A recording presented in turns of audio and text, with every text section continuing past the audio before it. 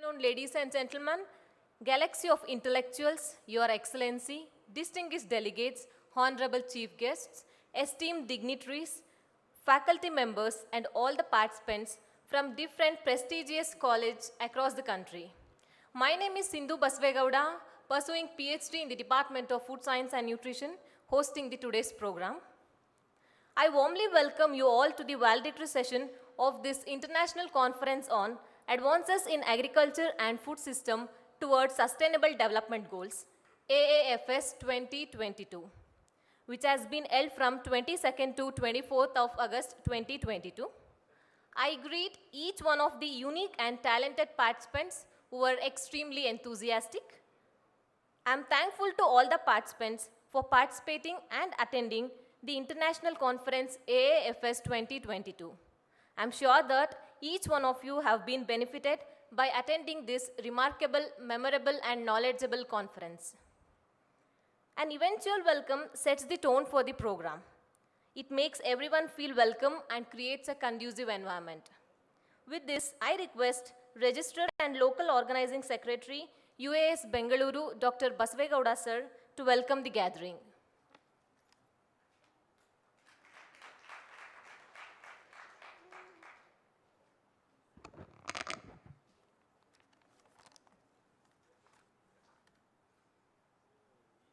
Dignitaries on the dais, distinguished delegates, ladies and gentlemen. Finally, we are at the concluding session of the international conference on advances in agriculture and food system towards sustainable development goals, conducted at UAS Bangalore in collaboration with All India Students Association, New Delhi and ICR between September 22nd to 21st, August 21. Firstly, I offer my warmest congratulations to all the ISA members first actually, because the students has taken a lot of effort in organizing this one, and also our US team and ICR this one for organizing this prestigious event at US Bangalore. This is the first international conference organized by ISA.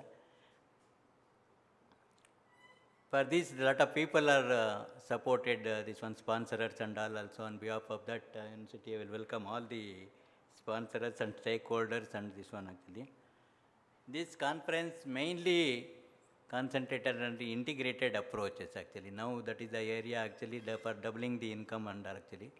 It is covered agriculture, horticulture, animal husbandry, fisheries and entrepreneurship also. That is the idea actually for the advances in agriculture and food system towards the sustainable development goals. We hope actually a lot of deliberations, key speakers are actually useful to our participants and all actually. With this actually that I am pleasure to welcome our Honorable DDG sir, mostly is on online actually, DDG sir. Not there, okay.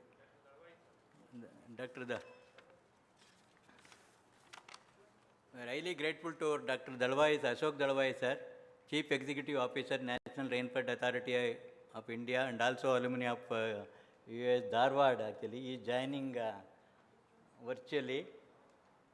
And also morning he is given a very good topic on the evaluation of food system actually. On behalf of the organizing committee and myself actually, thank you. Welcome sir, welcome sir.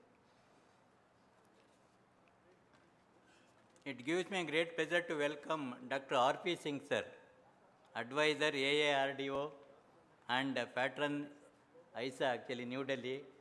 Welcome you sir for this program. And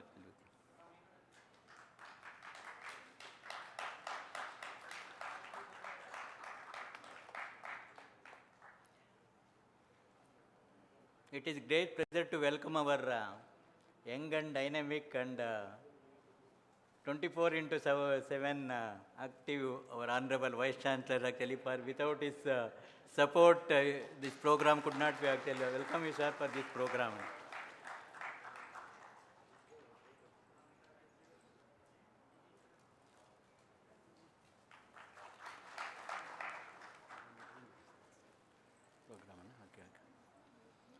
I am delighted to welcome our respected Director of Education, Dr. K.R. Narayan Swami, and also one of the organizing secretary of this program. Welcome you, sir. Welcome.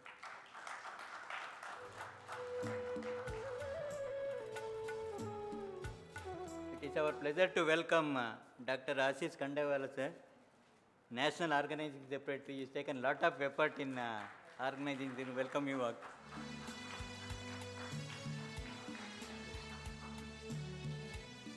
It is, we welcome Dr. Sahadev Singh actually. He is one of the parents for the ISA actually.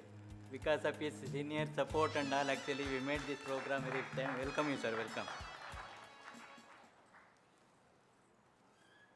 And also welcome Vivek Saurabh actually, National General Secretary for this program actually. Thank you. Welcome. I welcome again all the distinguished guests, delegates, scientists, researchers, students and all our officers and all actually for this program. And also finally our media friends, both the print and electronic media. Without their support, our program will not be broadcasted and disseminated in the society actually. Thank you for your support and all. Thank you one and all actually. Again I welcome all the participants and again welcome all the participants and award winners for this program. Thank you one and all. ಎಲ್ರಿಗೂ ನಮಸ್ಕಾರ.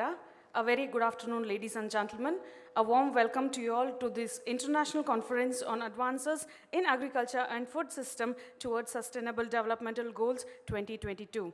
Thank you, Dr. Basavegowda, sir, for your welcome. We wholeheartedly welcome you to this program. And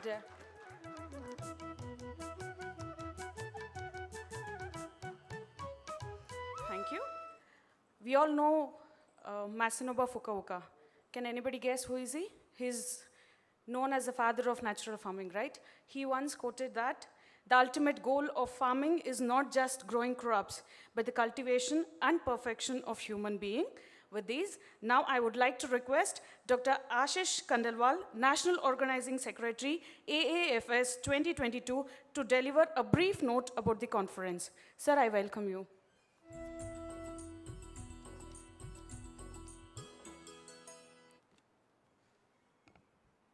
Honorable Dr. Ashok Dalwai, IAS, Chief Executive Officer, National Rainfed Area Authority, Dr. R.P. Singh, Advisor, Asian African Research Development Organization and Patron ISA, Dr. Dilip Kumar sir, former Vice Chancellor, SIFE, Mumbai, Dr. Sahadeva Singh, Chief Policy Advisor, ISA, and of course Dr. S. Rajendra Prasad sir, Vice Chancellor of this prestigious university, US Bangalore, National President Vivek Saurabh, and dear delegates, good afternoon to everybody.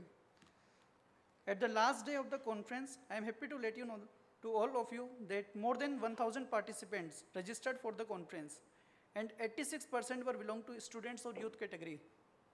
During the conference, all programs were divided into main session, oral and poster session. Overall, conference included 9 sessions and that belongs to sustainable transformation in agriculture and food system, technological innovation in high-tech horticulture, precision farming and agri-startup, advances in aquaculture research, climate change resilient agriculture, post-harvest technology, agri-value chain and supply chain for sustainable production, advances in dairy and veterinary sectors, role of agrochemicals, biological and technological intervention towards safe food and nutritional security, global and regional policy transformation, role of new education policy in international perspective. Among 9 different sessions, main session where 50 resource persons joined the session and out of 50, 11 participants were from foreign country that belongs to Kenya, USA, Bangladesh, Africa, Canada, Australia and Thailand. We received total 875 abstract. Among them, 152 paper belongs to oral presentation. In addition, 36 paper received from resource person and that was published in the souvenir. Besides this, 53 full paper were received from the youth and from the professionals of different SAUs and ICR Institute that published in a special issue in the International Journal of Agriculture, Environment and Biotechnology. and also 12 papers were published in Journal of Serial Research.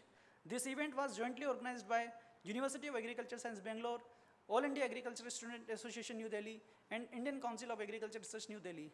The event was supported by and sponsored by EPEDA, ACRB India, NABARD, CIMMIT, All State Agriculture University of Karnataka, Canara Bank, Karnataka Bank, IFCO, Association for Agriculture, Environment and Biotechnology, Society for Wheat and Wildlife Research, IFDC, YPRD, KOF, Induseed. Thank you, everybody.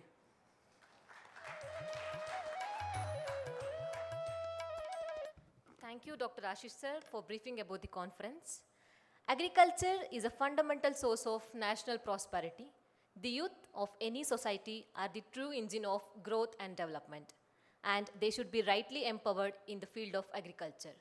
I now invite Chief Policy Advisor, AIASA New Delhi, Dr. Sahadev sir, to consider the report on the conference, policy issues and role of youth involvement in the agriculture.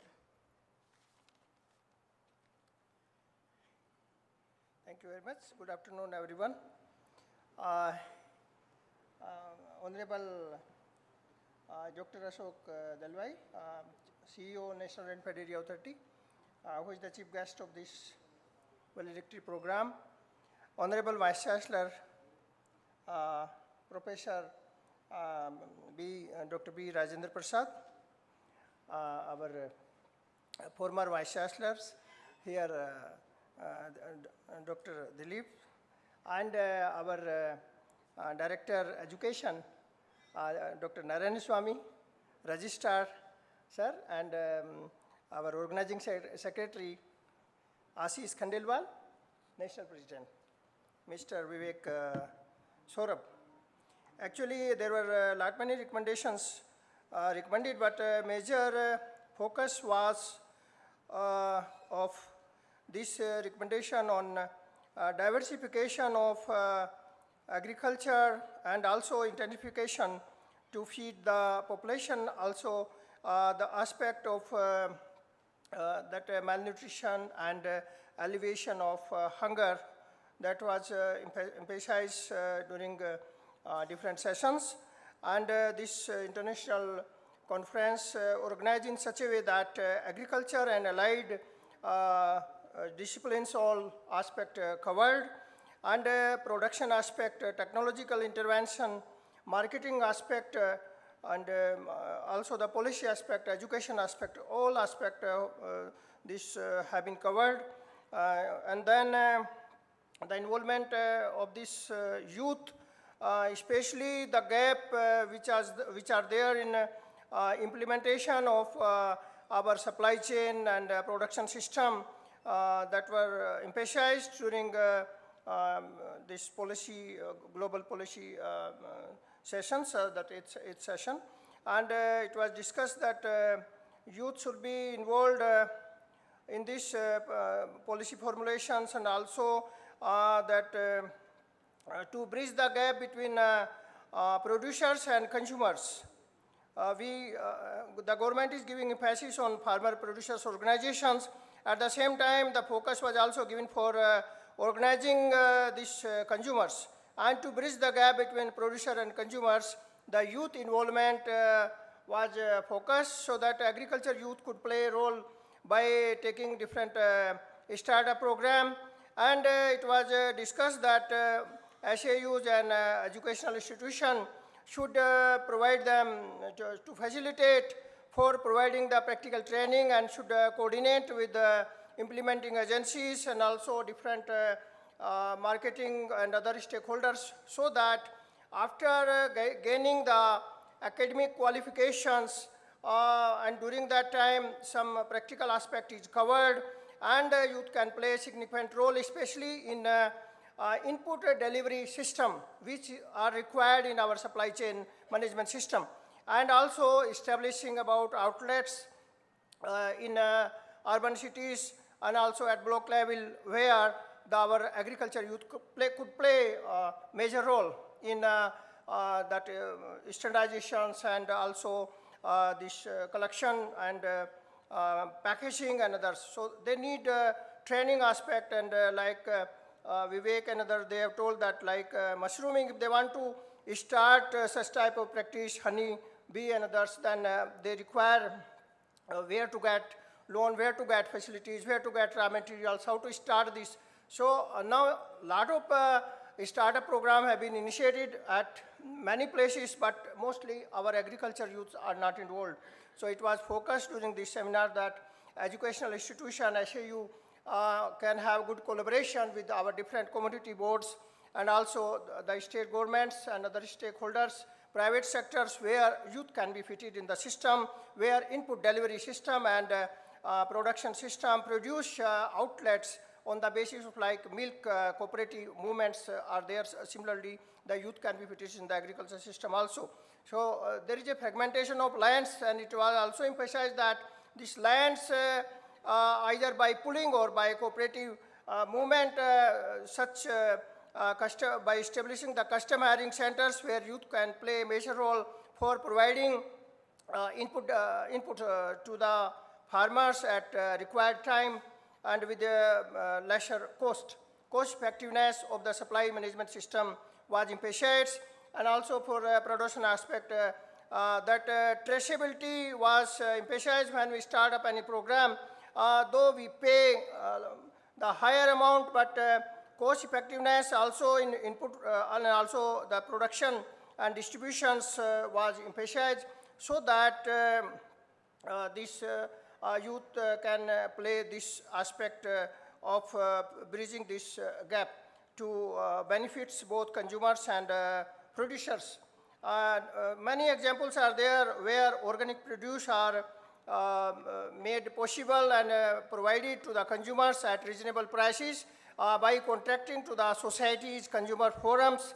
When we talk about farmer producer organizations, we also require the organization of consumers, and this youth can bridge that gap, and for input and output, they could play a major role for providing the produce and also the inputs at reasonable prices, because the cost of inputs are also very high.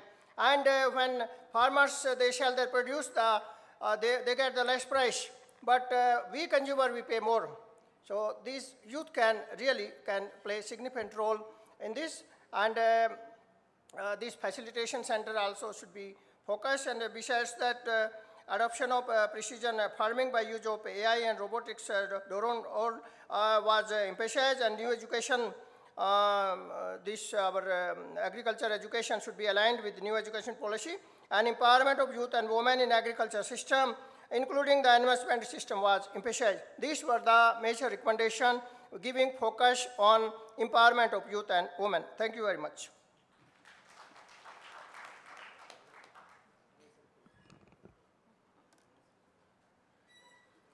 Along with brain drain that is happening in our country, there is another big problem, that is youths are not accepting agriculture as their career, which has to be given more importance, and it is a need of a hour.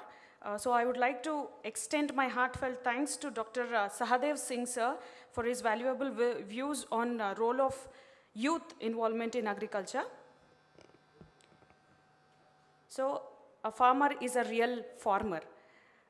The slits and the cuts and the crevices on his palms and feet proves that he bleeds to feed us.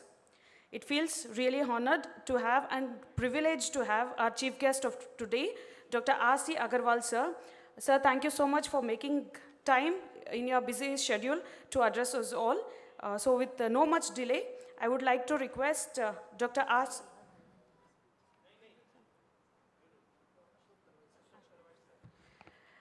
Sorry for the small change. So now I request Dr. Ashok Dalwai sir, the proud of Karnataka and Indian agriculture, to please address us.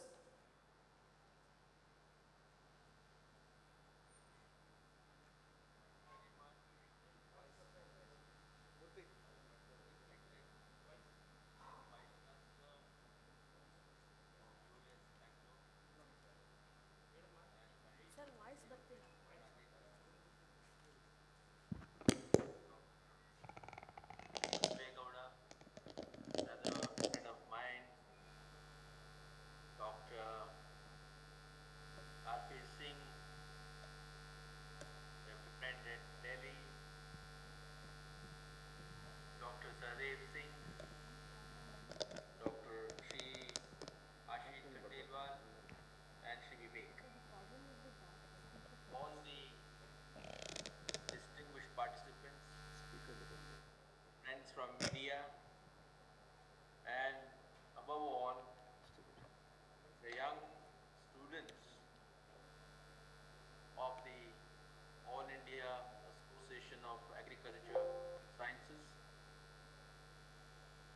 as also the young boys and girls of US Bangalore. Good evening to all of you, and some of you might attending from across the border. Namaskar to all of you too. Let me begin by thanking the Vice Chancellor and the students' body who have given me this opportunity of being with you all at this valedictory function of the 3 days conference which invited people from across the country. I would like to congratulate from the bottom of my heart the Students Association, Agriculture Science Students Association, led by Ashish and his friends, who have made very sincere efforts for over a few months and brought us all together. I would also like to congratulate and thank Dr. Rajendra, the Vice Chancellor, and his team, who went out of their way to provide all support to this young boys and girls association. I would also like to thank and congratulate Dr. R.P. Singh and Dr. Sadev, who have been advising this association. The youth need the wisdom and support of the elders. Today, India is the youngest country in the world. The number of people in the working age category, that is between 15 and 60 years, is the highest anywhere in the world. Youth is an energy. Youth is an idea. Youth is the spirit of innovation. Youth symbolizes adventure. Youth represents experimentation. Youth stand for unconventional approach to life, supported by courage and conviction. Only when somebody is mad, only when somebody has a blind faith in himself or herself, no matter whether one is going to succeed or fail, will that society make a change. When we say that 21st century belongs to India, that confidence comes from one single evidence, that India houses the youngest population. India will continue to enjoy this young population up to 2050. The next 25 years belong to India to make the basic transformation in every aspect of our society. I'm therefore very happy that this All India Association of Agriculture Science Students has been year after year contributing to building a platform for the young and old concerned with agriculture to come on one platform. I'm aware that it is not easy doing so. That you have been able to succeed speaks of your ability to lead, ability to organize, both of which come from your conviction that we must come together. So congratulations to all of you young boys and girls, and may you continue this effort. As I advise you to continue this effort, I would like to give you one single piece of advice. An organization has to be institutionalized for it to sustain. And institutionalization means that we must build systems, must build structures, so that no matter who comes to lead it, the structures and the systems will take care of the continuity of the organization. And associated with this is, while celebrating the leadership qualities is good, we should be able to celebrate the success of the institution, which means that we must provide opportunities for as many people as possible within the organization to contribute and grow the organization according to a vision, according to its mission, objectives, and goals. I would therefore suggest here that this ISA should be led by a vision, guided by a mission, and work according to the goals and objectives. Today, what can be our vision? According to me, agriculture has been the basis of our civilization. Agriculture is the basis of our civilization, and agriculture will be the basis of our civilization. Please remember that the 21st century will still belong to agriculture, but a transformed agriculture. Any economic domain is supposed to generate jobs, generate incomes, and provide an opportunity for social and community living. Agriculture is that domain which is capable of generating jobs and associated incomes and simultaneously providing a platform for people to live together. And we in the 21st century will require simply these three things. India's growing working population is demanding gainful jobs. How do we ensure the welfare of the people? Either there is a very strong welfare basket and the people are getting welfare support from the government, or the people are enabled to generate their own jobs and associated income. Man or the Homo sapien is one species that is very different from all other species. Man does not like to be fed on charity. Man likes to live a dignified life where he feels self-reliant.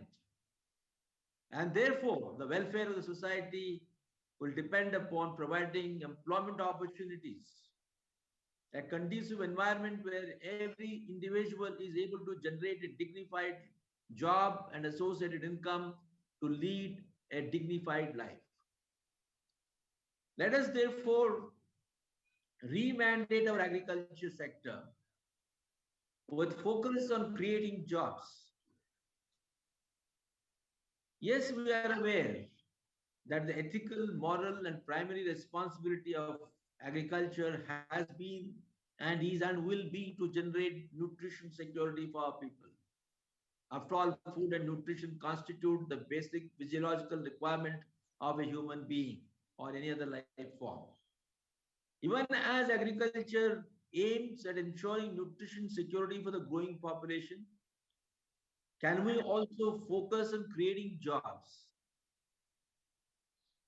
And this has to be emphasized given the reason that 21st century is also being described by the application of new technologies. The basket of emerging technologies, including artificial intelligence, robotics, big data analytics, machine learning, are all getting so disruptive that possibly they may not be able to generate jobs proportionate to the growing population or the number of people demanding jobs. Yes, disruptive technology, even in 19th and 20th centuries, has generated new nature of jobs. In 21st century also it will generate. However, given the labor substituting nature of this disruptive technology, possibly we may not be able to find jobs for everybody in agriculture, in the non-agriculture sector, as has happened in various economies. We therefore have to focus on creating jobs in the agriculture sector, which are gainful jobs. And that is possible, provided we recognize the role of the bioeconomy. In addition to the disruptive technology, which is labor substituting in nature, we also have the problem of climate change. The climate change is a man-induced situation on the riding, which has happened on the back of automobile sector, industrial sector, all linked to use of fossil resources. Fossil resources contribute to greater quantum of greenhouse gas emissions. And we're also towards the end of this use of these renewable resources. Sorry, non-renewable resources, whether it is coal or bauxite or iron ore or various other fossil fuels.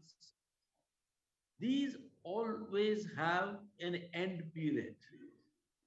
Whereas bioeconomy, based on the advantages of the new technologies, biotechnology, bioprocessing, bioengineering, and of course, digital technology and the basket of emerging technologies, should be able to have the machines fed by the biologically generated material in the agriculture sector. That includes crop husbandry, horticulture, livestock, dairy, fishery, aquaculture. Because the compounds, whether of the final output of grain or fruit, or the biomass, or the skin, or the bone, or the viscera, they're all this of the same nature. By applying proper technology and bioprocessing uh, applications, we should be able to generate new kinds of biomaterials, bioenzymes, biofuels, and lay a new foundation for a new civilization. Which means that agriculture now will not be just on farm, it will go outside the farm, into the industrial sector, into the consumption sector, in the near range and the far range markets. I therefore would like to appeal to the youngsters in particular, those in the research and development domain, those in the extension domain, those in the academic domain, those in the private sector domains catering to various services, to look at agriculture through a new perspective. An agriculture revised, which is generating food and nutrition, but more importantly, jobs and incomes, and serves to feed the new industrial revolution, service sector revolution of this country. So bioeconomy being the future, according to me, all those who are associated with agriculture in different ways have a very bright future, a new challenge, and a challenge is always exciting. You have something to look forward to in your life to make it fulfilling. We get this human life as a gift of nature or a gift of God. We should be able to bring meaning to that. And that meaning can be brought if all of us adopt a purpose. Each of you must make your life purposeful by adopting one particular vision and mission for yourself. Happiness is not going to depend just upon the wealth that you're going to acquire. We need to go beyond the wealth, beyond the materialism, and then see how you can become an active and responsible member of our society. Our society is still suffering from poverty. Our society is suffering from unemployment. Our society is suffering from anomie. Our society is suffering from so many natures of social evils. And the youth have got all that opportunity to address all these challenges. If there are no challenges in life, it becomes dull, dreary, and meaningless. Only when there are challenges, only when there are obstructions, only when there are constraints, life becomes very meaningful and exciting. So in the 21st century, when India is aiming to be one of the top nations of the world, the youth in their 20s and 30s and their 40s have an exciting opportunity to contribute to the transformation that India is looking at. After 75 years of decolonized, independent country that we have many things to look back and feel happy about it. But we also have challenges on hand which we need to take up and priority and address. So the new education policy, which is talking about a broadened horizon for the students of the college and universities, must continue to learn not only relating to their domain but beyond their domains. We are talking about multiple entries and multiple exits. We're talking about cross discipline, cross subject, cross domain knowledge acquisition, and going beyond knowledge acquisition and becoming creative. Creativity, innovativeness are the new mantras of the new education policy. India today needs that. We are not just going to acquire information. We need to convert that information to knowledge, which means we know how to apply that information in a proper manner given the different situations.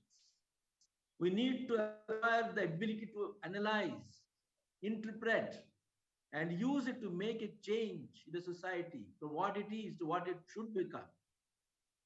So the associations like ISA, which are doing a great job, must look at the new avenues that are available in the 21st century.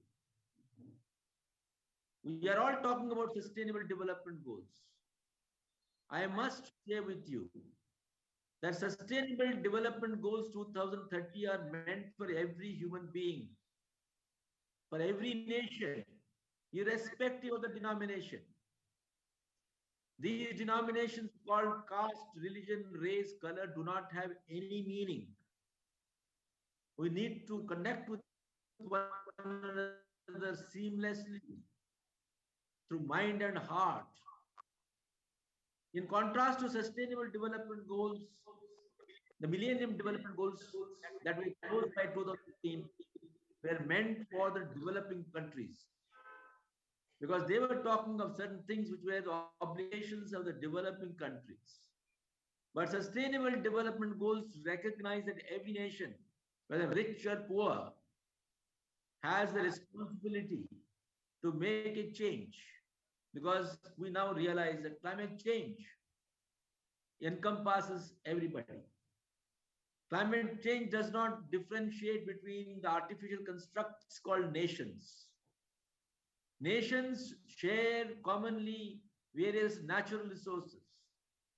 For example, the groundwater is shared commonly through the aquifers among different nations. Air is shared by everybody. And the climate change is impacting the terrestrial world, the oceanic world, and the atmospheric world. And it is very unfortunate that despite the world growing so much of food and so much of materials, there is still so much of abject poverty. There is so much hunger. There is so much of discrimination. We all therefore need to focus on meeting the sustainable goals of eradicating poverty, of ensuring that there is no hunger, of ensuring that there is gender parity, of ensuring that we are adopting sustainable practices so that, as Mahatma Gandhi said, we shall pass on to the next generation a better world than what we have inherited. He very clearly said that never think that this earth that we have today with us is an inheritance. It is not an inheritance. It is a loan that we have got from the future generations. Only when we believe that the next generation has given us on loan and it trusts that we shall use that properly, are we going to be responsible citizens, responsible global citizens. So there is so much for all of us to do at the global level, at a national level, at our respective state levels, and our own village levels, that one life is not going to be sufficient for you to do all that you want to do and all that you set out to do. So, friends, guided by the elders who are here, you, the youngsters, must own the responsibility of building a new India, a new society. Agriculture provides you that opportunity to make basic contributions, as I said, of building a civilization that it has built in the last 12,000 years. So you have this wonderful life to look forward to. I would like to congratulate you for having organized this conference of on 22nd, 23rd, and today 24th. And that you have chosen 9 sessions and brought the best of minds from across the country and the globe to share the inputs. Morning, I heard two wonderful lectures in the session that I joined. So you have been able to bring the best of people together. And let's take the lessons that we have learned from all these sessions. You have very rightly focused on all the subsectors of agriculture, the new growth engines, livestock and dairy and aquaculture, and fisheries and horticulture, even as we continue to focus on crop husbandry. The new focus that you talked about on agriculture value systems and not just production. Your emphasis on sustainability, because one health is the need of the hour. So before I close, I would like to share with you the importance of one health. That health is not absence of disease. Health is dependent on good nutrition, good practices. Only that environment that nurtures the soul and the mind and body can ensure good health. And it is not just the health of the human beings. Only when we recognize that we are living in an integrated organic system, that the ecosystem, which consists of different subcomponents and all organically linked, are going to enjoy good health. So today, when you talk of one health, it is the health of the people, health of the domesticated animals, health of the plant world, health of the wild animals, health of the forest, and health of all other components of the ecosystem. So let's recognize the organic linkages that describe this Mother Earth and then nurture it and do our bit to hand over a healthy and rich world, rich earth to the next generation. So thank you very much and congratulations to all of you. And thank you personally for giving me this opportunity. And I'm extremely sorry that I'm in another meeting with Niti Aayog. So I would be taking leave of you, Dr. Rajendra, with your permission, and of course, Dr. R.P. Singh Saab, with your permission, Ashish, with your permission. And if I finish that, I'll come back and join you. Thank you very much once again to everybody. Namaskar. Thank you very much, sir. Thank you very much for a nice talk, and also you motivated our young generations who have assembled here. Thank you so much, sir. Sorry, sir, morning I could not able to join you because I had another meeting in the government. Thank you so much, sir. Youngsters, great. Congratulations to you. Appreciate your attention. Thank you. Thank you. Okay. So I would like to say something. I completed my graduation from University of Agriculture Sciences, Raichur. We were there for an UB meet, for UB rehearsal. Their seniors called us, nobody calls that, but our seniors, 3 to 4 members called that, Ashok Dalwai sir will be there and you should never miss his talk. And we did that, and fortunately that was my first time, and I completed my master's in UHS Shumbuga. It was again a fortunate to have you, sir. We were in interaction too. Thank you so much. This is the third time. And one special thing about you is that I have heard 3 to 4 lectures of you. Nothing is similar. There is a huge bundle of knowledge, and you still continue to inspire all our budding generation. Thank you so much for your motivation speech, sir. I wholeheartedly thank you for taking time in order to address us, and hope to see more of your words, sir. Thank you so much.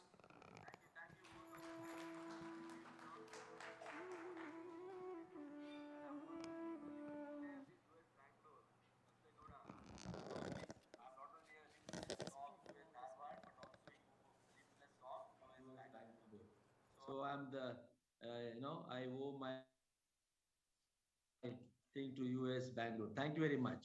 Bye, bye all of you. The eminence presence is like a blossom flower. The eminence presence is like a blossom flower which has made this whole gathering fragrant. Here, from the organizing committee, I thank the man with bundle of knowledge holding the glory of victory in his every way backfields and also dynamic commander with nurturing heart, Dr. Ashok Dalwai sir, for enlightening the gathering virtually. And I now entreat one of our chief guests, Dr. Tej Pratap, former VC sir from Pantnagar University, to address the audience virtually.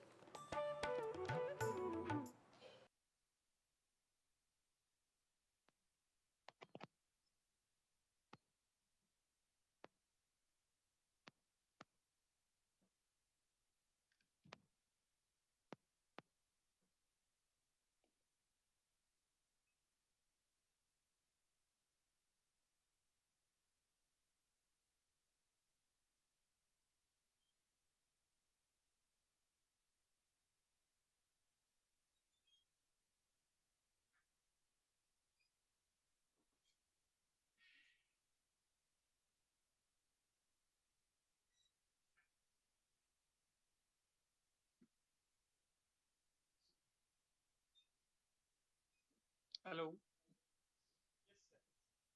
Yes, sir. You are audible, sir. Yes. Is it my turn now? Yes, sir. Should I start speaking? Yes, sir.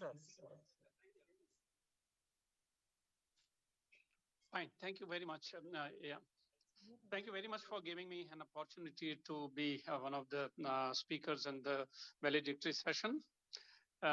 Honorable Vice Chancellor of US, Rajendra ji, all of you organizers, the students, youth representing, being represented by Ashish and his colleagues, and ICR.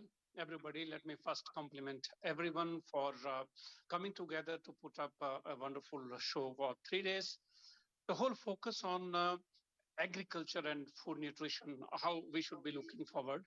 I think in conferences like these, one have to realize that these are largely platforms for knowledge sharing. All kinds of people would come from different sectors and everything, and we speak whatever we know. And it is for all of us now to have the takeaways. And from that angle, I think the past practice I would like to advise here that has been that, okay, you put up the proceedings together and other things. But what we miss in India is that these 3 days of celebration, deliberations, one group works on getting the gist together of 3-4 pages, and that 4 pages, 5 pages, even 10 pages is good enough. The first quick shared here.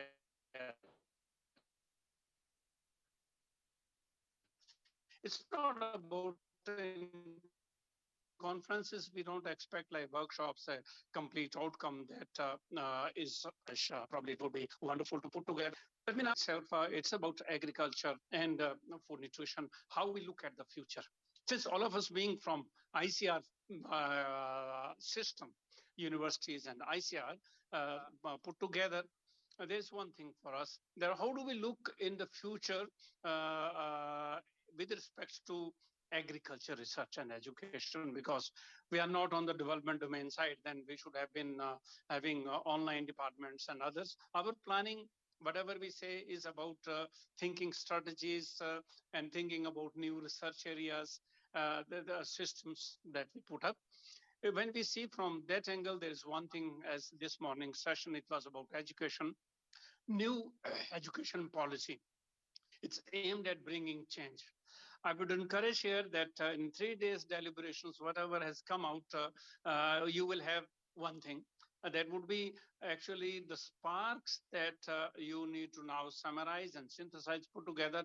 What is it that will lead the direction of future research towards the goals that you had set in this conference? Once that is set, it is largely defining their search domain area. And this would be the takeaway from this conference for those who really want to set up things for the future. There is one thing also that we have history of and on past. The research in agriculture focused on food self-sufficiency. We did that. Research focused on green revolution, and then moving slowly. It's no more production. It's no more other things. It's about it is about sustainability, that we follow the ecological principle, others. So the domain area of future agriculture research is changing. First, with respect to agriculture scientists, from production to actually it is about what farmers want now, how much money I get. Whosoever is in agriculture, his focus is not that how many quintals I produce, it is how much money I get out of it. I think that is very important, one. So if we bring in this in our mind, that the future agriculture research will talk less about production. Production remains there. Productivity remains there. The goal changes. Goal changes in the sense that if the production increases, the money should also increase. It's not that we focus on that. I are we saying, talking about in different platforms, humanizing agriculture. For us research scientists, there is one thing I had always loved to talk about, and that is that we talk about agriculture research in terms of agriculture development, production, productivity. How many of you have ever really used the word farmer? In meetings, humanizing agriculture means start talking about put the farmer in the center stage. So once you put that, then you bring the context in that. Which farmer research would benefit, and you will be bringing him inside. These are kind of mantras. If you keep farmer in mind, is it Karnataka farmers? Is it a rich farmer or a small farmer? Well, we focus on small farmers, that's one thing, but India needs all kinds of farmers. If there are big enterprises who are producing food, we cannot let them down. They need new varieties. We are the ones responsible for that, agriculture universities or ICR system. We have the mandate of serving all kinds of farmers. And it is a question that when we are doing something, we must keep in mind which farmers we are aiming at in this project, in our research and other things. Once we do that, I think next 30 years, and my last point is, it's a very different time, friends. We are entering a regime of faster changes. Faster changes driven by three driving forces of ecological change. One, the kind of weather systems we are facing, they are unpredictable. We cannot say what happens tomorrow. The whole system of seasonality that we were dependent in our research systems is challenged today. We will face more and more such challenges, and it will become very difficult to say in which season what. So the responsibility with scientists tomorrow is going to be, as a first thing, actually, the seeds. We cannot have a one seed of one variety that we can sell. We may not get the rain. Sometimes we get too much of rain, and the shift of seasons is one casualty.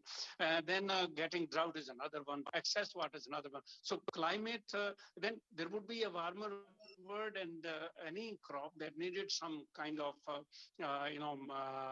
we have several crops in temperate region. They need this chilling period. But then probably those are also challenged. Second driver of change is economic.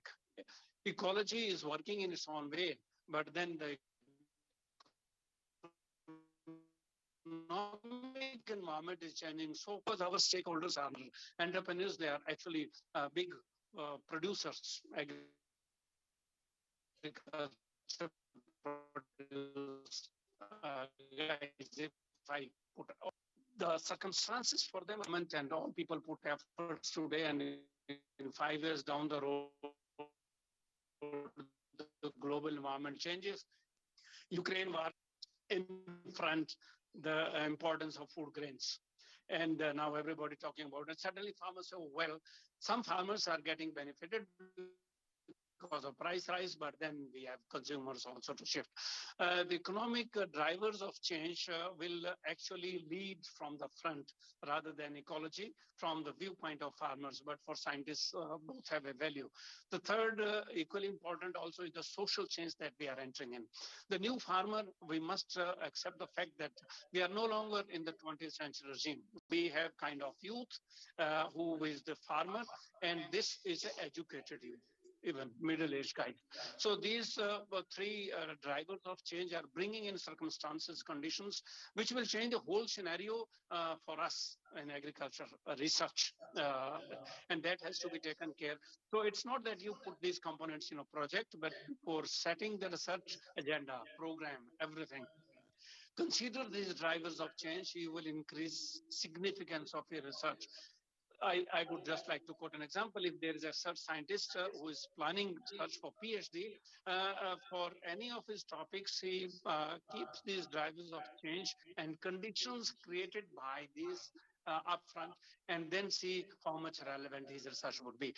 Drivers of change are very important for consideration of one thing, and that is it tells the value of your work that you are planning, strategies, research, or anything, programs. So it's basically the context. It shapes that, and you can accordingly shift. Well, at this stage, I would like to share only this much. My best wishes to all the organizers, and hope all of you have enjoyed staying here and me, and all of us future needs, agriculture domain, research domain actually wants. Thank you very much. Thank you, all of you. Goodbye. Thank you so much, sir. Shri Krishna ने साफ कहा था कि बस कर्म तुम्हारा कल होगा. श्री कृष्ण ने साफ कहा है कि बस कर्म तुम्हारा कल होगा, और कर्म में अगर सच्चाई हो तो कर्म कहाँ सफल नहीं होगा. हर एक संकट का हल होगा, वो आज नहीं तो कल होगा. लोहा जितना तपता है उतनी ही ताकत बढ़ता है. सोने को जितना आग लगे वो उतनी ही प्रकार निखरता है. हीरे पर जितने दार लगे वो उतनी खूब चमकता है. मिट्टी का बर्तन पक्का है तब दुन पर खूब कनकता है. सूर्य जैसा बनना हो तो सूर्य जैसा जलना होगा. नदियों जैसा आदर पाना हो तो पर्वत छोड़ निकलना होगा. और हम आदम के बेटे हैं तो क्यों सोचे अगर हमारी राह सफल होगा. कुछ ज़्यादा वक्त लगे तो संघर्ष ज़रूर सफल होगा. हर एक संकट का हल होगा, वो आज नहीं तो कल होगा. Now, I would like to request Dr. R.P. Singh, Sir, Advisor AARDO and Patron ISA, New Delhi, to please address the gathering.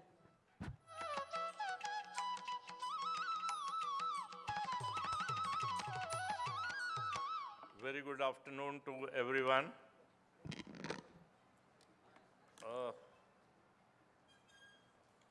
Honorable Dr. Ashok Dalwai-ji, he is one unique figure from the agricultural sciences in the civil cadre, and there are many.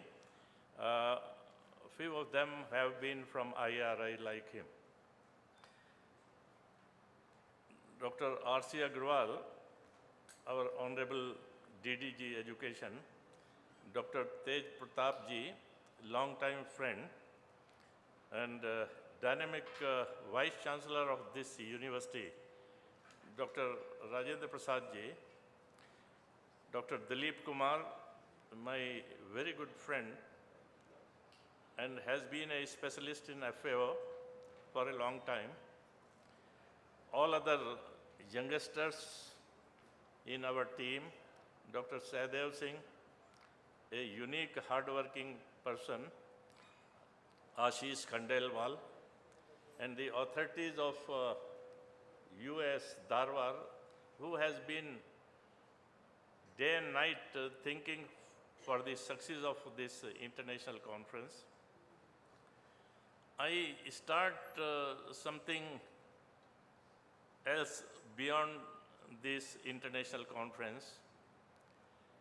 Many of the people take a quote that agriculture is backbone of India. I do not know where is the back and where is the bone. This has been misused. No implication of that has been taken up so far, that I will narrate little later. Another slogan has been very important. The farmers who produce food are annadata. And all our system is being governed by non-agriculturists. Somehow I will take you back. In the initial stages, when I joined IRI in 1964, ARS was conceptualized by Dr. Swaminathan Saab. I joined with him in 1964 when he was head botany, and he was one of the miraculous person to think day and night about improvement in agriculture only. The thought has been development and recreation of ARS services. These were amounted to be that in each tehsil, assistant commissioner will be there separately dealing with agriculture setup.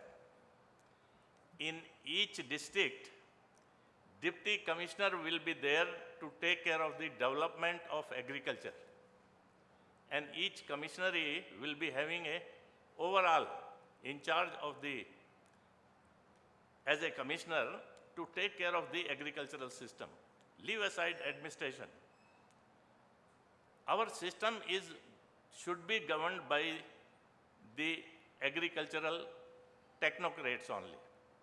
This is what we have been thinking. ARS system was invoked only for that purpose. It has been misled, and now you cannot compare those civil service people with ARS, competent people. So the things have been not taken care of. In spite of that, India achieved miraculous jump 3-4 times more through Green Revolution. And now, in 1975, we became self-sufficient. We became surplus in 1985, another 10 years. And now we are a very strong country exporting the agricultural commodities. What else you need? Because we are doing the best in all other components. Let us see the industry.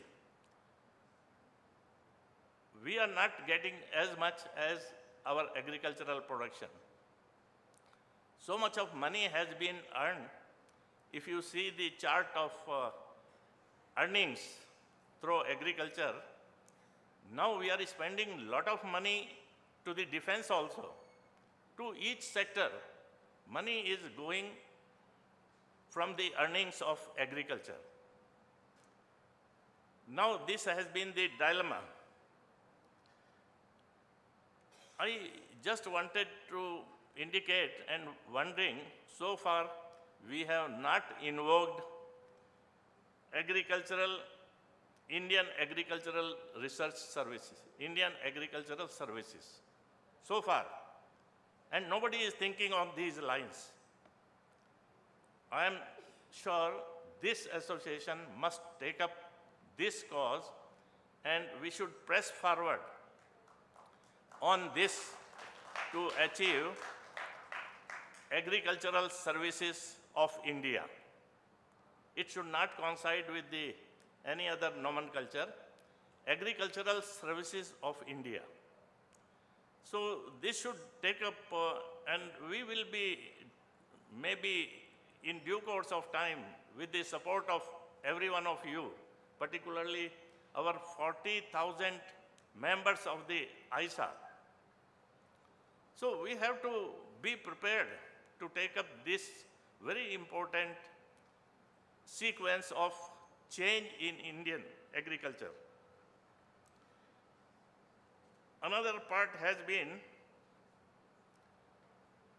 in spite of our resistance and more resistance through Agricultural Universities Association, I enacted that association right from 2000. I left it with a very rich 7 crores funds in 21 January. So through that, we have been pressing hard not to create any sectorial universities. Horticulture, animal sciences, fisheries, and all that. Why? If you need a university anywhere, where are the campuses of any university, you replicate that university at least more than 150 kilometers. The same university should be replicated. And if you see horticulture crop is more important for that area, give much more importance and leverage to deal with that important commodity and commodity, so that we keep intact our farming systems approach for which all the universities are working. Now we are doing deliberately this damage to our infrastructure. Anybody who comes with a political bang can get any university opened in any sector. In spite of our very good appreciation to the President, Prime Minister, and all the state chief ministers and chief secretaries also. In spite of that, it has not stopped as yet. It has slowed down little bit. This is one of the biggest dilemma. Another part is we have like US campus, well-known university. IRI has been established from 1905. It was at Bihar, then it was shifted in 1937 at Delhi. One of the premier institute, Pantnagar, has been a very strong university on land grant system. Opened in 1960, was conceptualized in 1958. And PAU, like that in each state universities, we should have to plan that these universities should have campuses overseas. When private universities are opening, what is the wrong with us that we are not thinking in this direction? And we have to be now very cautious in thinking when private universities can open their campuses in Dubai and also in African countries. Actually, they need most of our help. We have already invoked the wheel. Only transfer of technology is needed with good backing of teaching staff and extension staff. So we should have to plan for our campuses in other countries also. Now, we have to link up administrative integration of our commodities production. I am still wondering, people want to improve the situation of the villages and the farmers in the villages. But so far, they have never thought of concentrating the resources there. We should have to plan a gamut of the villages, at least 5, 6, or 10, and then install all the facilities there. Mandi should be there in the midst. Refrigeration center should be invoked. Stores should be there. Refrigeration chains should be starting from villages to these cities to supply all these products where value will be decided by the farmers.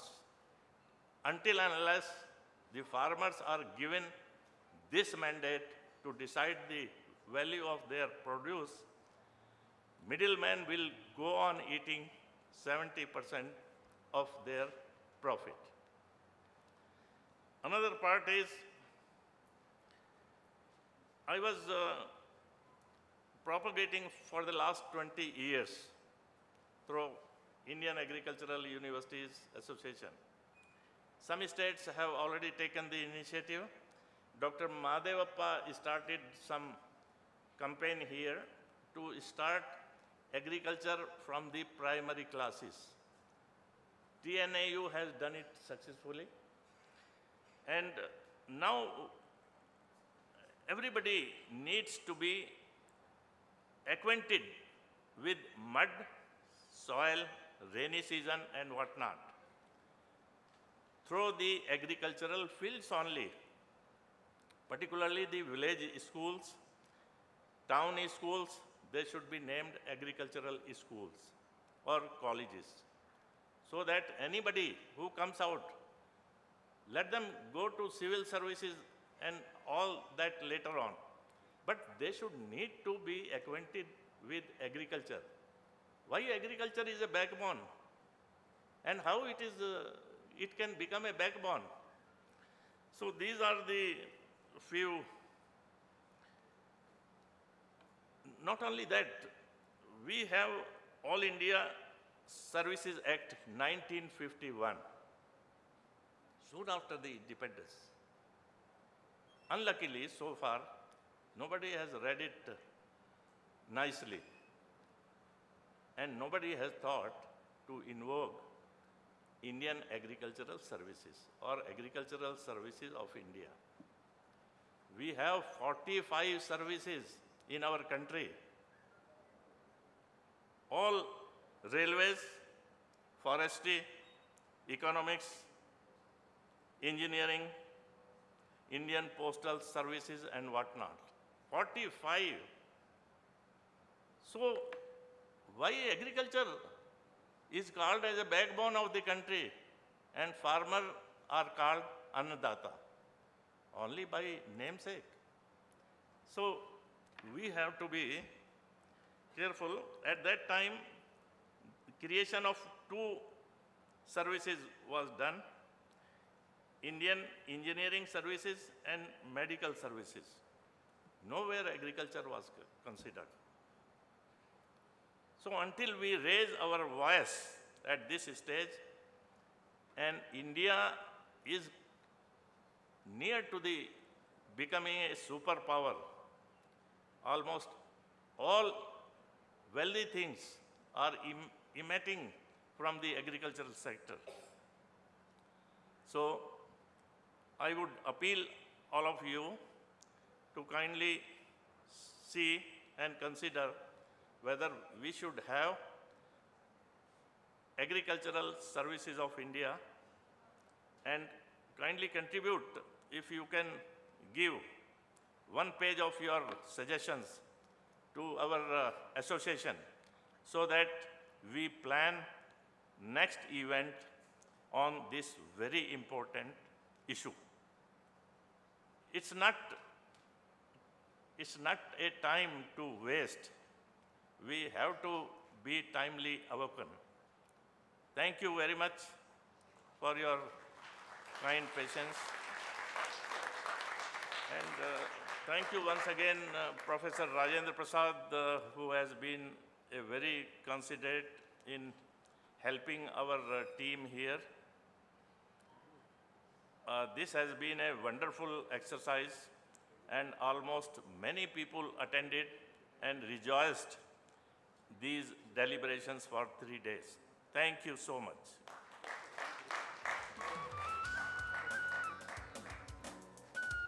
I'm glad to thank our guest of honor, Dr. R.P. Singh sir, for his valuable words and confident speech. Finally, the wait is over, and now we have the moment of most exciting and awaited, that is prize distribution.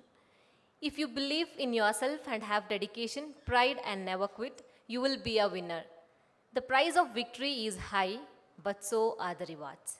Now it's time to acknowledge and encourage the talent of our participants by presenting the awards and certificates to the winners of International Conference AAFS 2022. I request our eminent chief guest to please honor the winners. Before distributing the certificates and awards, there is a special award, and I request the dignitaries on the dais to do the honors. The award is for Harit Ratna Award, and the winner is Dr. Muvandan, Senior Scientist, NBISM. Ladies and gentlemen, please put your hands together for him.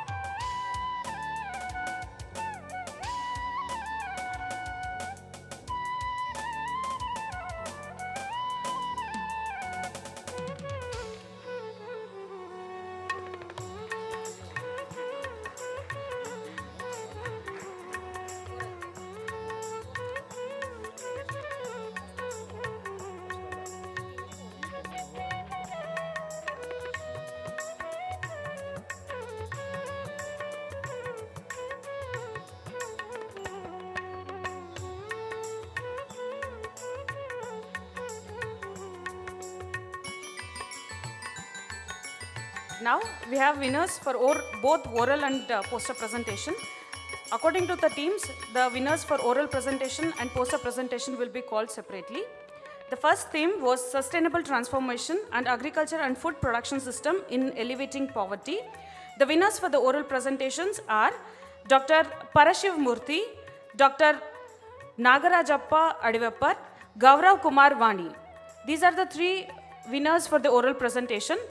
And winners for the poster presentation in the same theme are Asif Islam, Jerry, and Ajmad Hakim.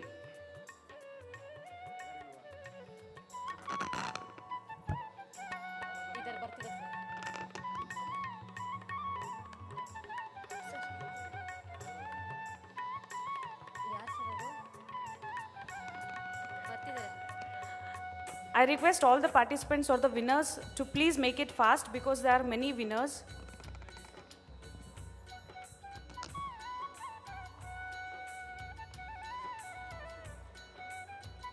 Under the team Technological Innovations in High-Tech Horticulture, Precision Farming and Agri-Startup, the first prize for the oral presentation goes to Dr. Srinivasappa KN. The second prize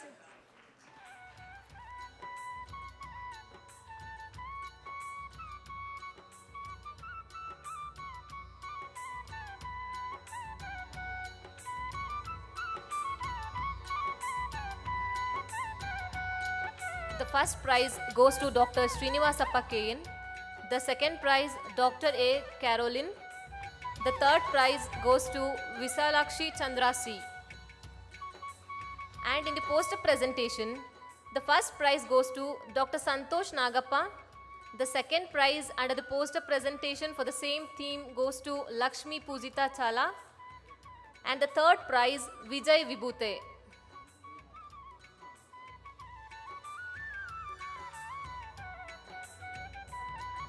Please greet them with a big round of applause.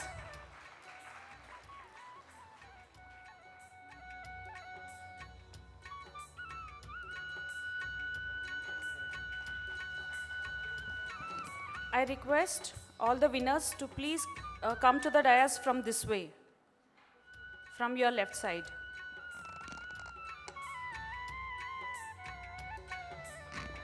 The next theme is Advances in Aquaculture Research towards Food and Nutritional Security. The winners for the oral presentations are Priya Maria, Anant Raju, and Mandakini Devi. And for the poster presentation, we have the winners like M.S. Shekhar, Arya Singh, and Shubham Kumar Pradhan.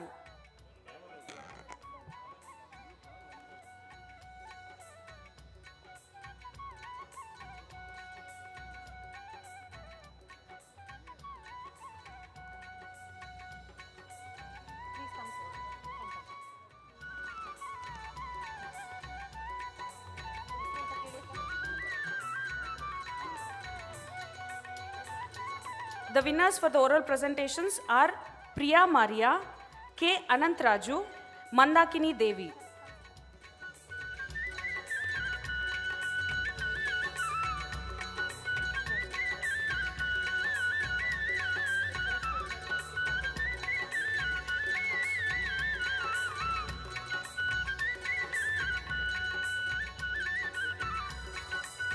Next, for the poster presentation, we have M.S. Shekhar, Arya Singh, and Shubham Kumar Pradhan.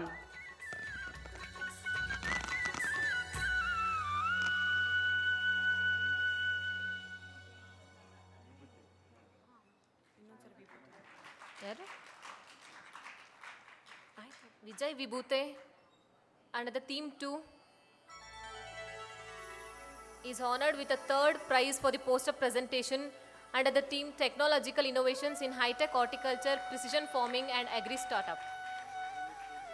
Under the theme Climate Change Resilient Agriculture, the first prize under the oral presentation goes to Renu Singh, the second prize Saujanya, and the third prize goes to Sri Vijay Malipatil.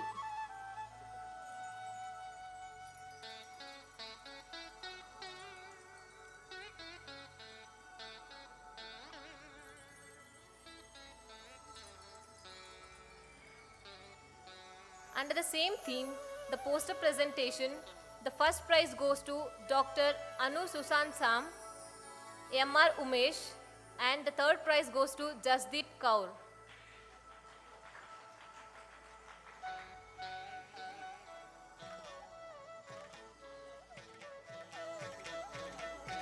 Saujanya C.K., second prize under oral presentation.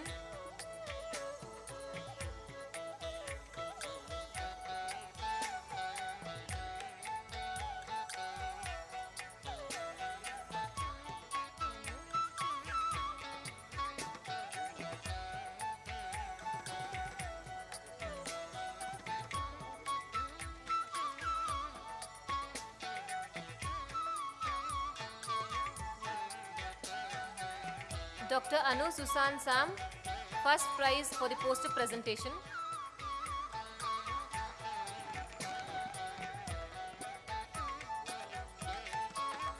Now we have winners for the theme Post-Harvest Technology, Agri-Value for Supply Chain and Sustainable Production.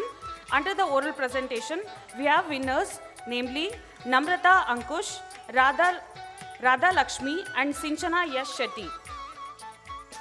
I repeat, the winners for the oral presentation, Namrata Ankush, Radha Lakshmi and Sinchana Yash Shetty. For the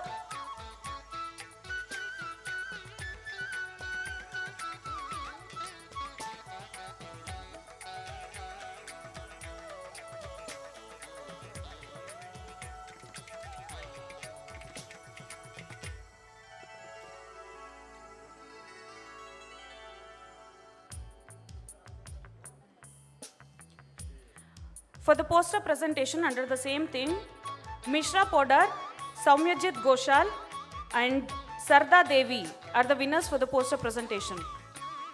I repeat, Misha Podar, Saumyajit Ghoshal and Sarda Devi. Under the theme Advances in Dairy and Veterinary Sector towards Sustainable Development Goals, for the oral presentation, the first prize goes to Satish Kumar MH, and the second prize Manjunatha Reddy GB, third prize Sachin Kumar.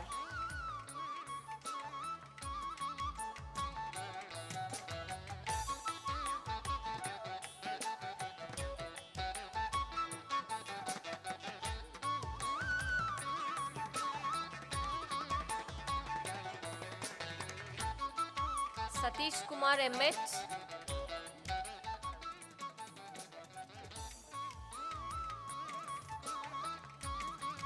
Manjunatha Reddy GB,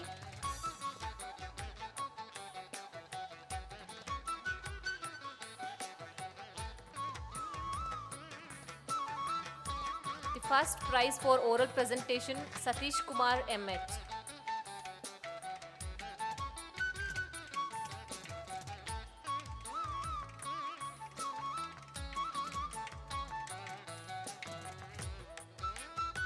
And the third prize goes to Sachin Kumar.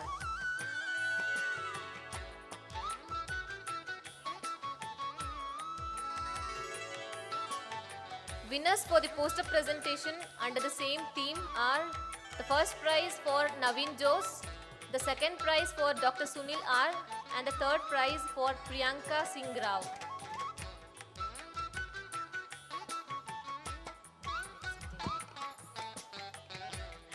The next theme is role of agrochemicals, biological and technological interventions towards safe food and nutritional security.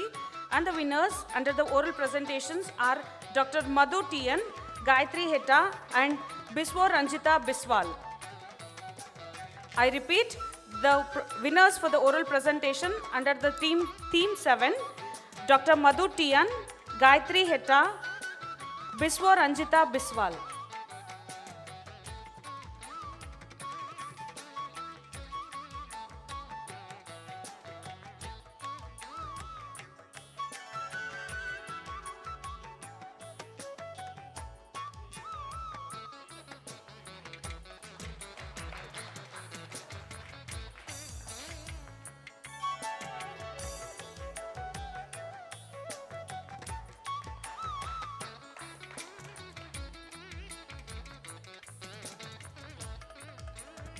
Next, under the same theme, the winners for the oral presentations are Suganti, G.C. Wakachor and Nishmita.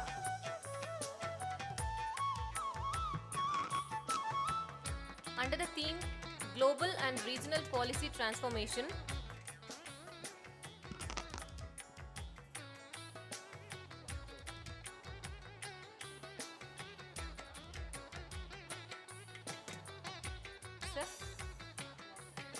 G.C. Wakchaure, second prize for the poster presentation under the theme Role of Agrochemicals, Biological and Technological Interventions Towards Safe Food and Nutritional Security. Under the theme Global and Regional Policy Transformation, there were only oral presentation, and the first prize goes to Vaishali Sharma, the second prize G. Avinash, and the third prize Srinivasan.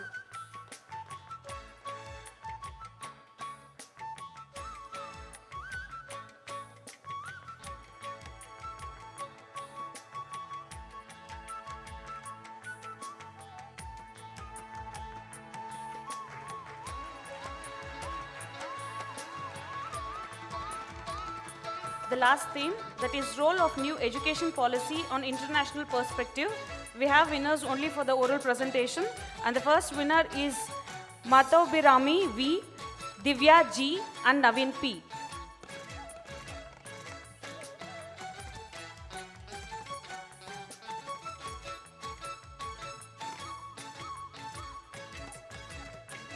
Yeah, we are done with the prize distribution.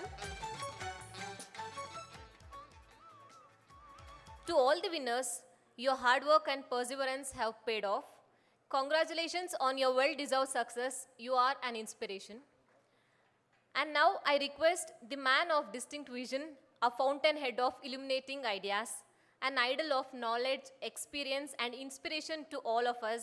That is our Honorable Vice Chancellor, Sir, Dr. Rajendra Prasad, US GKVK Bengaluru, to deliver the presidential address.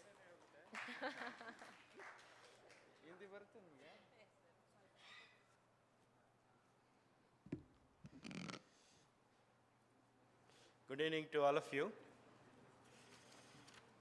Respected Honorable CEO,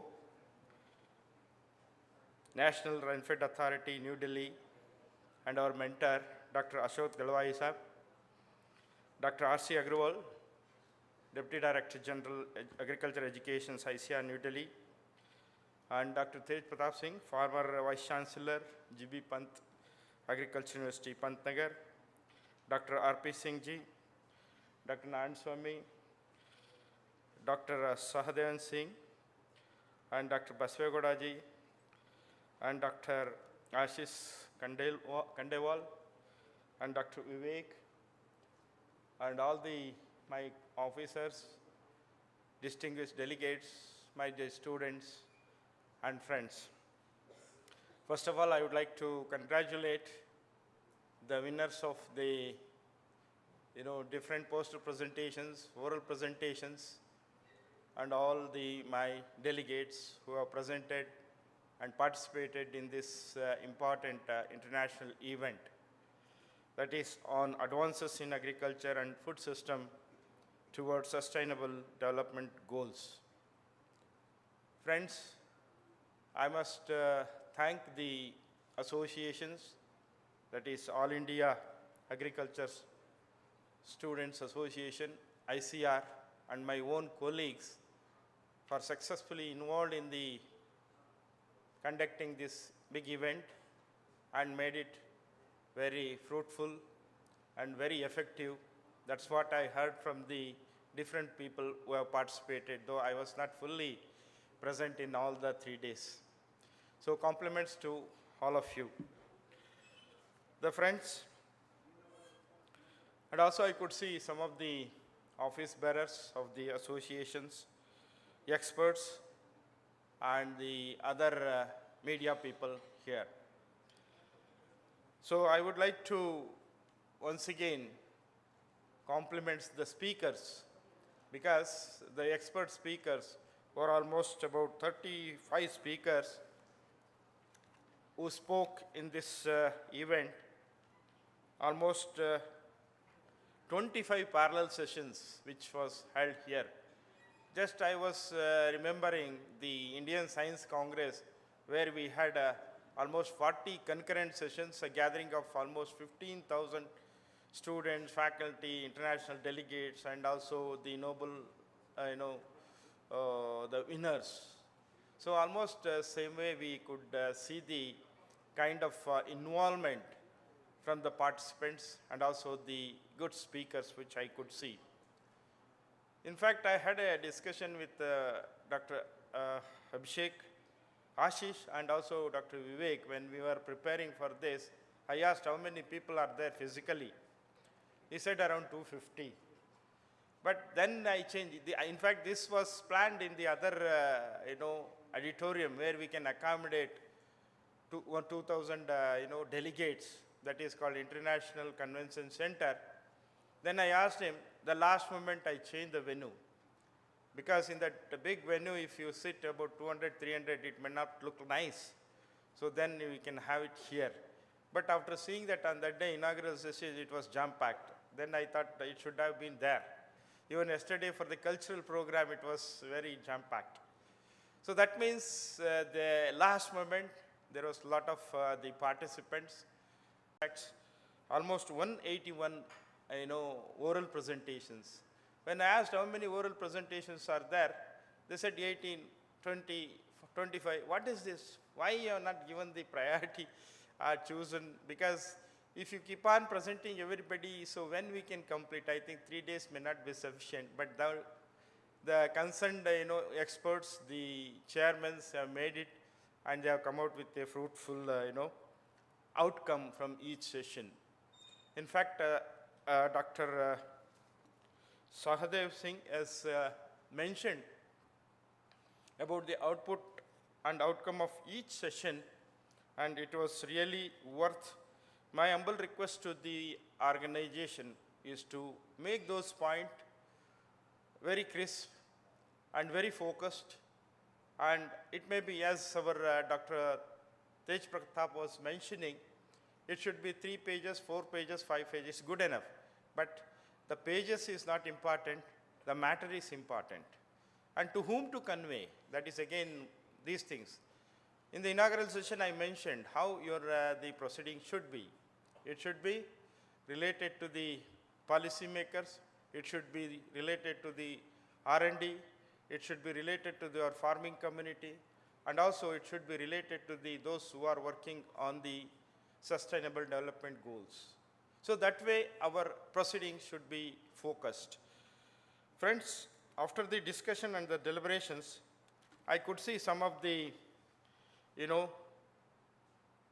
output from this one. The one is which I could gather from the presentations, that is the genetic improvement in yields, water use efficiency, and drought tolerance is the need of the hours of the climate in this changing scenario. In that sense, out of 9, there are 2-3 sessions focused on this area. I think there will be a concrete suggestions from this. Then another thing is adoption of hydroponics, then aquaculture. I could see some of the girls who has taken the award now. Aquaculture, aquaponics, and also indoor-based growing of plants, then automated greenhouse temperature management, and also the climate mitigating technologies. So I must compliment those who have presented and come out with these things. Then again, promoting the new startups. See, Honorable the CEO, Dr. Dalwai Saab has mentioned, today we are the #1 in the world as the youngest country, in the sense we are having the maximum number of youngsters. That is our strength. So that was he has mentioned in his speech. He has mentioned the youth is the energy, youths are the ideas, youths are the spirit of innovations, youths are the adventurous, and also they are experimenting. That means you people. And again, Mr. Ashish has mentioned, in this gathering, the maximum number of participants are youngsters, and also equally the gender representation is also there, more girls in this one. So that means you youth can make a lot of changes. Again, he has made one more point in his speech. You should, give opportunity to these youngsters to contribute.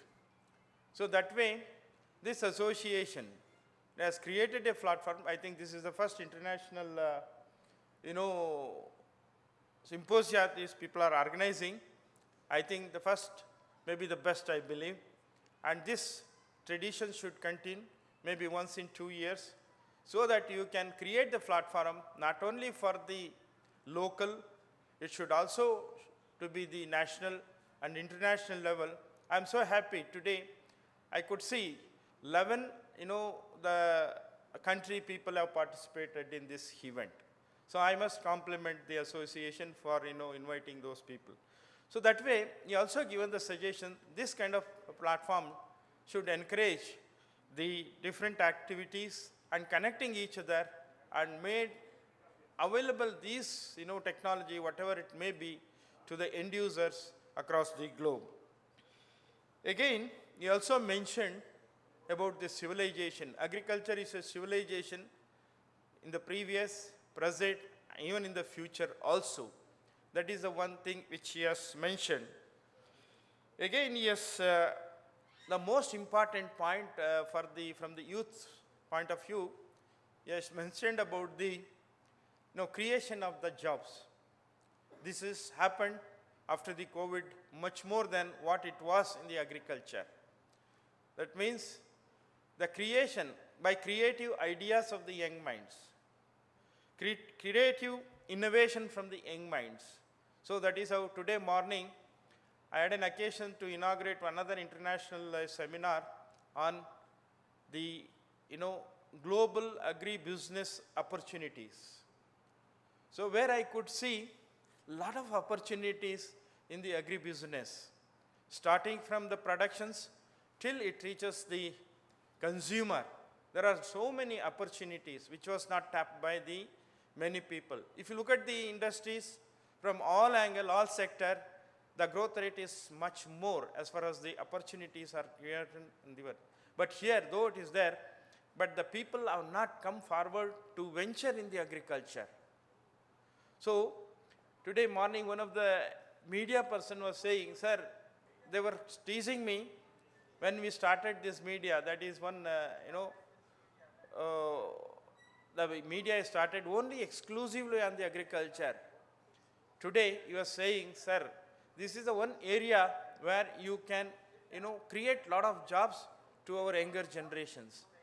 People can, create a lot of things so that they can reach the farmers. So this is the kind of message. In the sense, what I wanted to give the take-home message, there is no area where there is no scope for the agriculture. Every aspect, even industries. If we want to start any industry, the raw product should be from the agriculture. So every sector is one or the other way it is connected. If you look at your 17 sustainable development goals, 12 goals are related to the agriculture. That is the goal number 2. That is zero hunger. This is connected to the another 12